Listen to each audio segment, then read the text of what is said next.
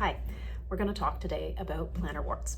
So plantar wart is a growth that you can find on the foot, usually at the bottom of your toes or on the heel, ball of the foot, sometimes in between the toes. Oftentimes warts can cause a cluster, which might be multiple little warts in one area, and that cluster can create a lot of pressure, which in turn causes pain. The cluster causes a callus to form over top of it, which is a hard layer of skin, which can then make daily activities difficult as the callus becomes painful. So plantar warts are only found on the feet, and the medical term for plantar wart is called verruca pedis. So although most plantar warts aren't that serious and can go away without treatment, especially if you're under the age of 12, they also are contagious and they can be spread from person to person, depending on your immune system. The human papillomavirus is the infection that causes a plantar wart. So this is also known as HPV. The warts form when the virus enters the skin layers through a small cut on the bottom of your foot, for example.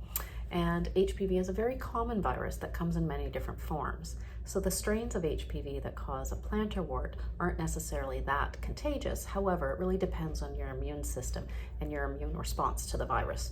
So that means that not everybody that comes into contact with the virus will necessarily develop a wart.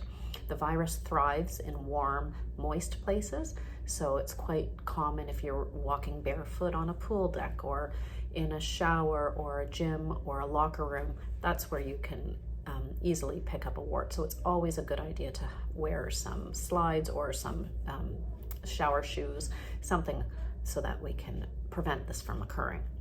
Those that are most likely to catch it are those that walk barefoot in these places that I just mentioned.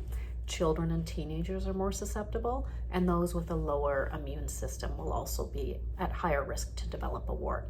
So some of the symptoms of a plantar wart are a small rough patch on the bottom of the foot. We often describe it as a cauliflower appearance because it's not smooth and it might have a little bit of black dots in it.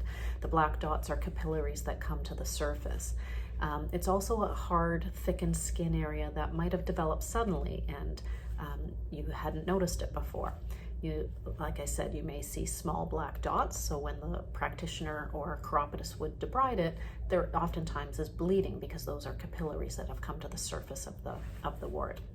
You can get pain or tenderness with pressure because of the callus developing over top of it. Oftentimes people are confused whether it's a wart or a corn. So a wart is all of those things I just mentioned, but also if I was to squeeze a wart, that's where you would elicit pain, and a corn usually doesn't have the black or won't have the black dots, and it's a bit smoother, and it causes pain if I press directly on it rather than squeezing it. So the wart will be differentiated between the corn by the practitioner for some of these different reasons. So for plantar wart treatment, we want to treat the wart when it's causing pain because it can alter the way you're standing or walking, and this can cause muscle or joint discomfort. Treatment is necessary if the wart isn't going away on its own, or if we want to prevent the spread both within your own foot, as the wart can go to different locations on the foot, and to prevent the spread from person to person. Treatment options always depend on the size, location of the wart, your age, your comfort level, and your previous medical history. So here at LMC, we offer a topical medication application. So it's an in-office high-strength acid that is applied. The chiropodist would assess your wart, debride the wart, apply the acid, and have you go home and return within 1 to 2 weeks, debride the wart again, and see if any of the virus is remaining. It may require a repeat treatments. We also offer needling in some locations. So this is under a local anesthetic, and it tries to invoke your own body's immune response. This is also very dependent on the size and location of the wart and your comfort levels, etc. We also can refer out for cryotherapy, which is liquid nitrogen applied directly to the wart.